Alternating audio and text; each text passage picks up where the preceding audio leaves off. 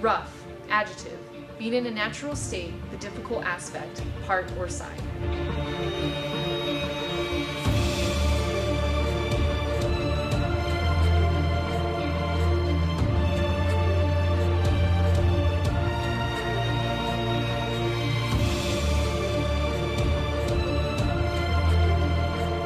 Parental discretion is advised.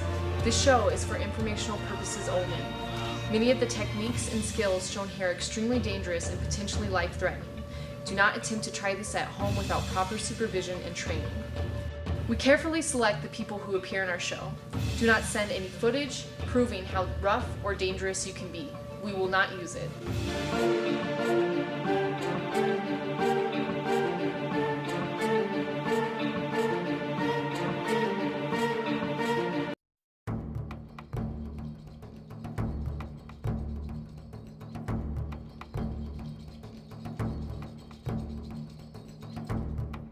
Like most Americans these days, we are of mixed descent.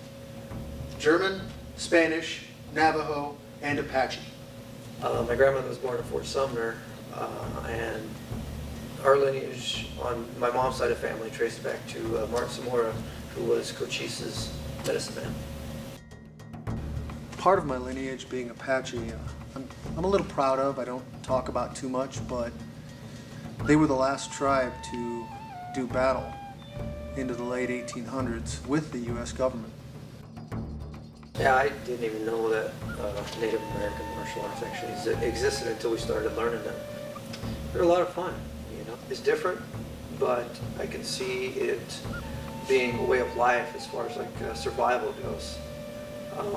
You know, if you're on the warpath, you're learning these games before you get out there, and it was about survival.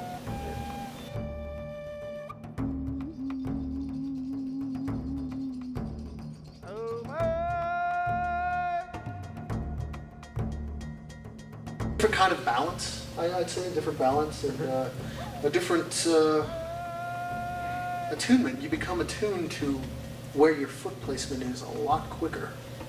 You know, especially with the stick, the staff unbalancing game that we were playing. Oh yeah. We were on rocks in a riverbed, large rocks, and you're on these rocks and you're balancing and you're looking at not falling on the rocks, and at the same time keeping your balance and understanding where your foot placement is, and it becomes an entire body movement versus a very flat-footed environment.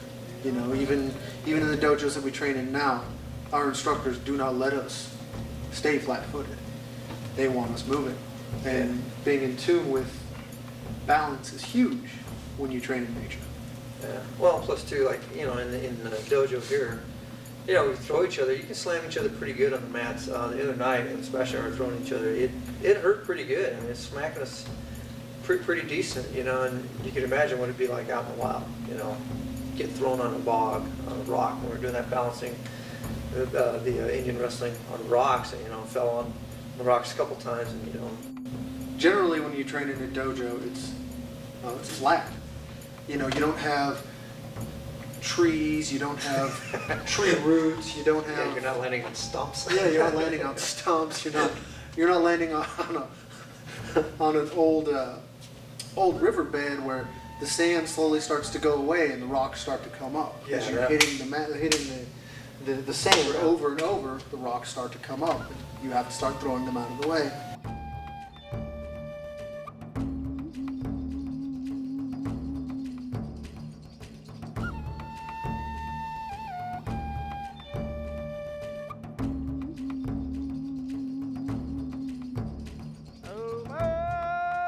It was a matter of life and death, basically.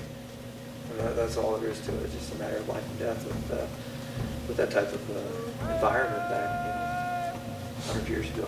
Yeah. And I mean, it came through in the training. We never hit with a closed fist. We would always palm or axe handle things. We would always look for a weapon versus hitting with our bodies. It wasn't about using our bodies to damage people. It was about getting a weapon to win the fight. It was a matter of life and death. It was a matter of life and death with the environment back 100 years ago. Yeah. And I mean, it came through in the training. We never hit with a closed fist. We would always look for a weapon versus hitting with our bodies. It was about getting a weapon to win the fight.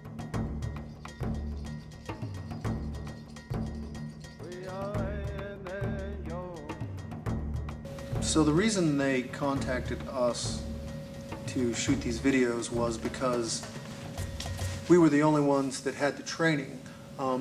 Thankfully, due to my instructor here at Tribes, we got the training from him.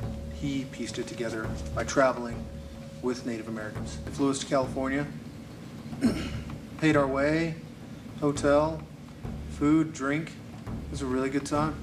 The filming process was an all-day thing for 2 days. Oh man, that was rough. It was one of the best times I've had. It was great.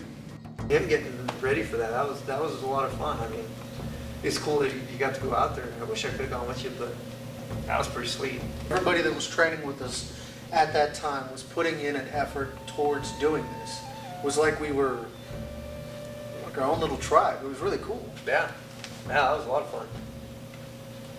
And getting ready before you left, that was, well, we had to put in quite a bit because, you know, when we're out there in the wild and you're doing this sort of stuff, yeah, you can do it in the dojo. We got mats all over the place, but some of the stuff that we've done out in the wild, you know, when we're doing the filming for this thing, you know, we're out in a riverbed, you know, we're running across rocks in moccasins. That was painful, you know. It's just that it's not the sort of thing you can just go out and do right away, you know. You got to build up to that sort of thing. And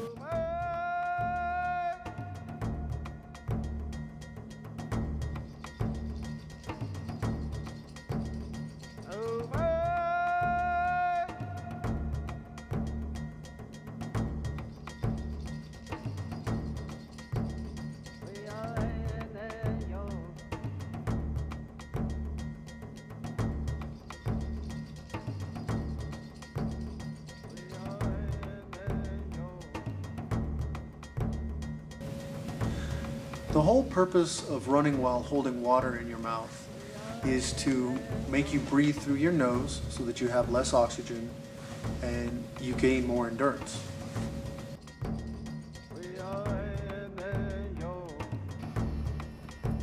Go ahead and spit the water. you have to do this every day. You can't just do it once a week and expect to have decent results. I mean, there's no way. I mean, that's true about any martial arts. You can have your, you know, your run-of-the-mill, and I'm not downplaying this by any way or any means that, you know, you got somebody who goes a couple times a week, you know, and they'll get through. Yes, you know, you'll learn something, you kind of got to relearn it the next day. And then that's the same thing with application, okay? Practice makes perfect, but you still need time for your body to heal and get to that point. I mean, there's a fine balance between doing it every day and escaping injury and being able to do it the next day, as far as comparing it to doing it every, you know, once a week, twice a week, you know, and then expecting good results. It's going to take you forever that way. Definitely. I think the hard part was finding the balance of being able to train on a daily basis without tearing ourselves down too much at first. And a lot of that was the instructors. A lot of that was the people we worked with.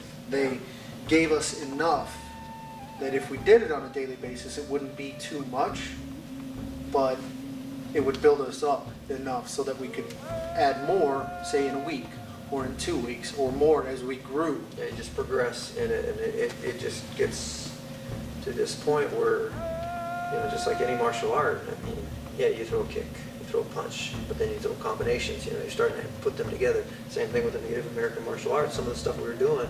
You know, like the stick push-ups. Right, we build up on it. Yeah, exactly. And you build up the next exercise or the next set of throws that we were doing. And some of that stuff, I mean, we just mold together, but effective. And yeah, you get, you know, it takes some time to get to that point.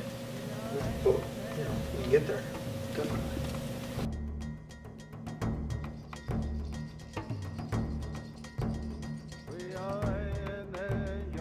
The main difference between Native American fighting and traditional martial arts like a karate or a boxing is that in karate and boxing they have systemized techniques to teach people, and in the scout training it was more passed from warrior to warrior, father to son, even grandmother to children, a set of survival skills for hunting or fighting. You know, learning a lot of the weapons, as far as I compare it to martial arts, you learn weapons in martial arts training too. lot of the stuff that we were doing we were doing all that spear stuff and the stalking and running and you know, the stuff with the hatchets and the tomahawk, yeah, just all that stuff. Our instructor, Asoke, went out and studied under Native Americans. He was traveling with Naote for a long time, and he worked on piecing together the Native American martial arts. There's two ways you can go about it. You can go and piece together the Native American martial arts, or you can study under someone who's done it already here at Tribes. Yeah, we're lucky to have that, for real. Seriously, and I know there's a whole world opened up to us. We've just touched the surface. I know there's a lot more out there, and I'm just glad that, you know, Asoke is there for us to teach us all that. Tune in next week for exciting new segments.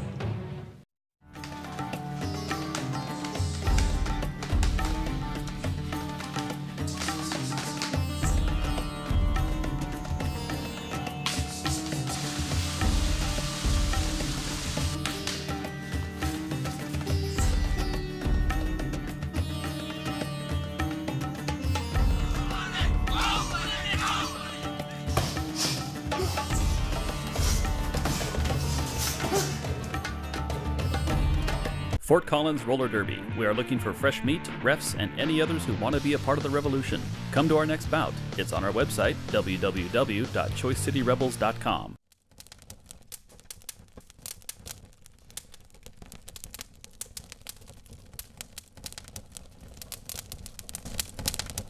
Welcome back to Rough TV.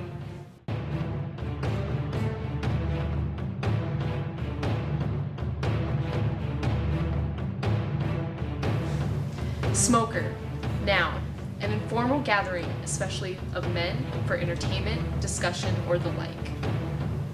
Slang, an inter-school fight club comprised of amateur bouts for training purposes in order to experience the cage, the crowd, and the adrenaline rush before competition. Zoom.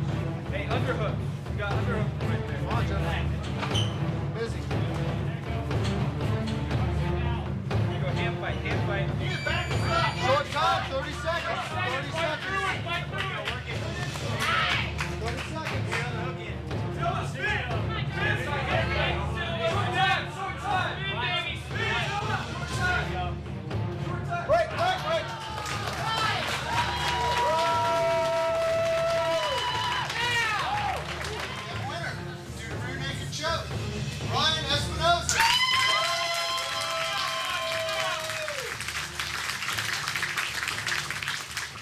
Tune in next week for exciting new segments.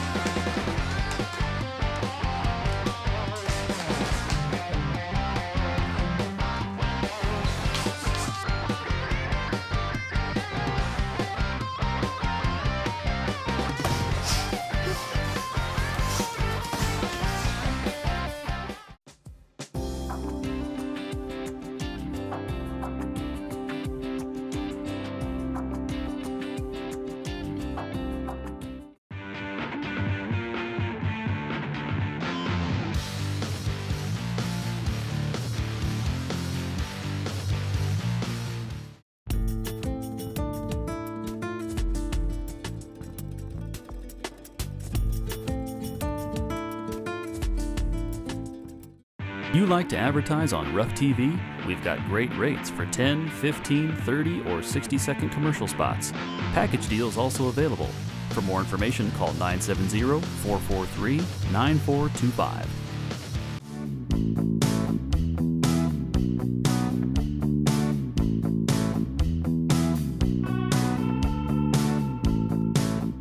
RE/MAX Alliance, for all your Northern Colorado real estate needs. 970-226-3990. Welcome back to Rough TV.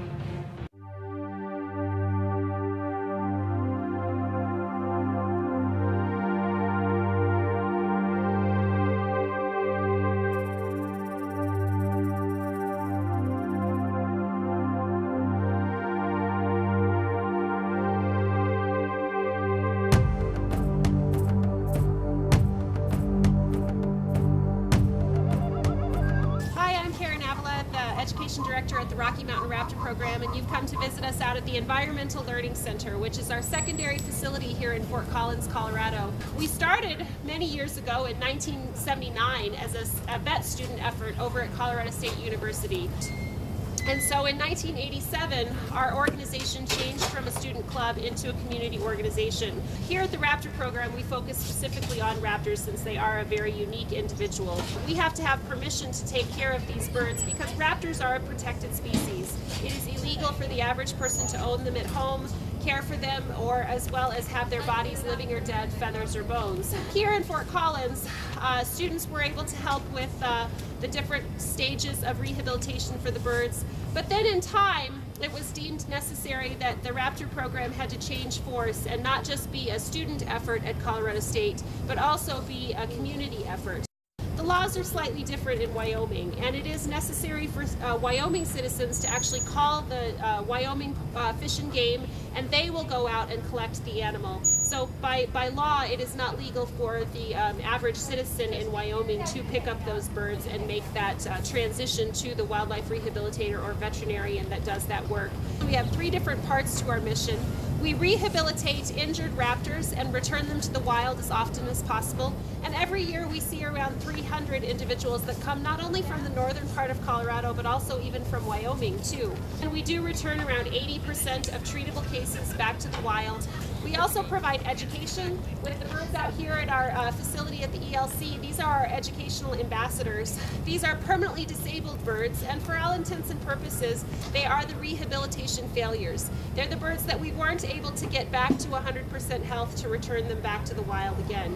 You know, when it comes to our educational birds and how do we decide which bird will come into our department to help us with our second prong of our mission of education, we choose those birds very closely.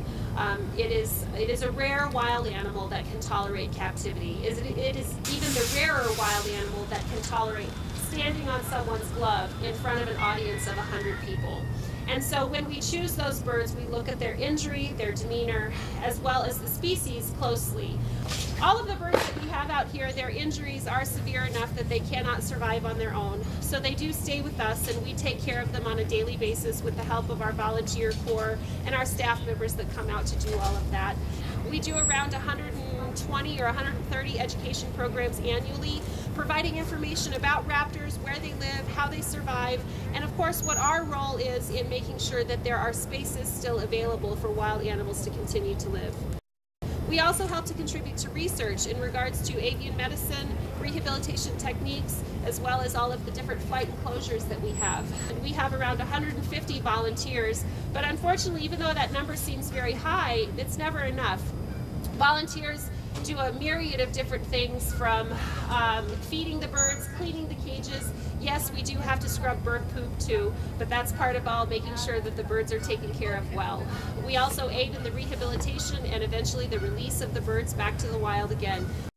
Donations also come in a variety of other forms, not just time and food, but also in products that we use around the facility. When we look at our annual operating budget, we look at a budget really that looms around $700,000, but when you take out the food donations, the time donations, the materials donations, the actual cash handling of what we do usually puts us around $450,000 a year to keep our doors open and do the work that we do.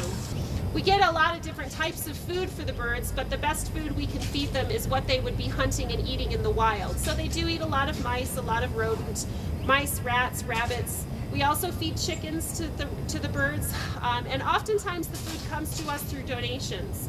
Hunters will donate food to us. However, we do have some very strict guidelines under which food can be taken. So if you are interested in donating to the Raptor program for food, it would be really great if you gave us a call and let us know so that we can talk with you about what we need and what our abilities for storage are.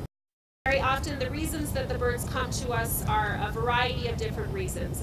The easiest way that I can center that in is to say the human world interacts with the wild world, and unfortunately the raptors are usually the ones that end up losing.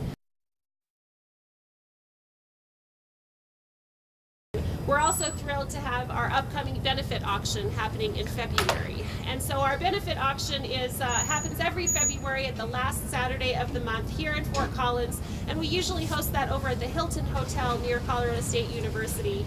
And during that time of the night, we auction off a variety of different things. Anywhere from artwork to services to food to trips to dinner out. And this year we're also having a new auction addition in that the idea of birds and eggs. We will actually be having hand-painted eggs of ostrich eggs and goose eggs on auction for people to take home.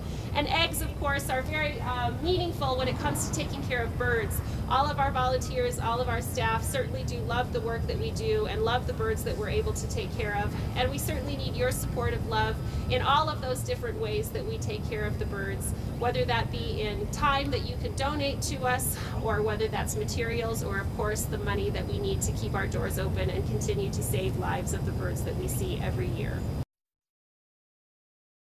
Tune in next week for exciting new segments.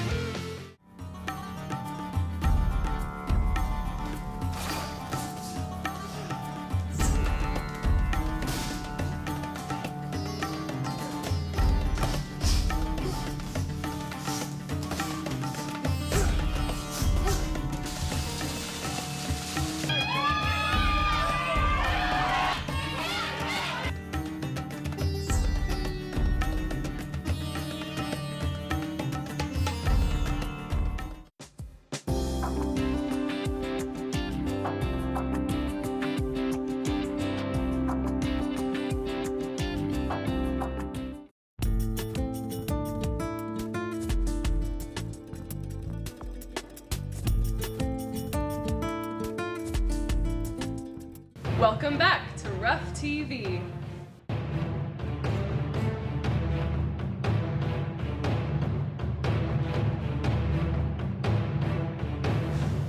Smoker, noun, an informal gathering, especially of men, for entertainment, discussion, or the like. Slaying, an inter-school fight club comprised of amateur bouts for training purposes in order to experience the cage, the crowd, and the adrenaline rush before competition.